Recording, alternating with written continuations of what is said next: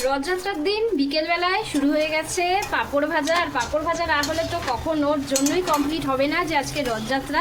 দেখো ঠিক কত রকমের, এদিকে পাইপ পাঁপড় রয়েছে, এদিকে রয়েছে সাবুর পাঁপড়, এদিকে লেস জাতীয় এক ধরনের পাঁপড়। তো অনেক ধরনের কিন্তু পাঁপড় ভাজা আজকে হচ্ছে।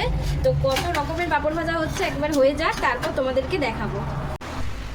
দেখো বন্ধুরা, কত রকমের পাঁপড় ভাজা হয়ে গেছে, পুরো এক গামলা ভর্তি। তো এইদিকে রয়েছে, আবার এদিকেও রয়েছে, এতগুলো পাঁপড় ভাজা হয়ে গেছে। এখন তো প্রায় বিকেল বিকেল রয়েছে, আর এবার কিন্তু আমরা সবাই মিলে পাঁপড় খেতে বসবো। দেখো পেঁপে, এই যে দেখো সুন্দর করে কিন্তু থালায় বেড়ে দিয়েছে বাবা। এ নাও সানু, ফার্স্টে আমার দিয়ে দিল আমার বরকেই।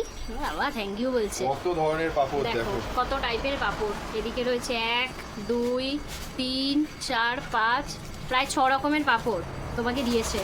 এবার খাও।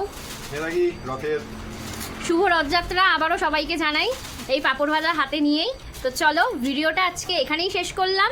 নেক্সট ভিডিও খুব শিগগির আসছে, তো ততক্ষণে টাটা।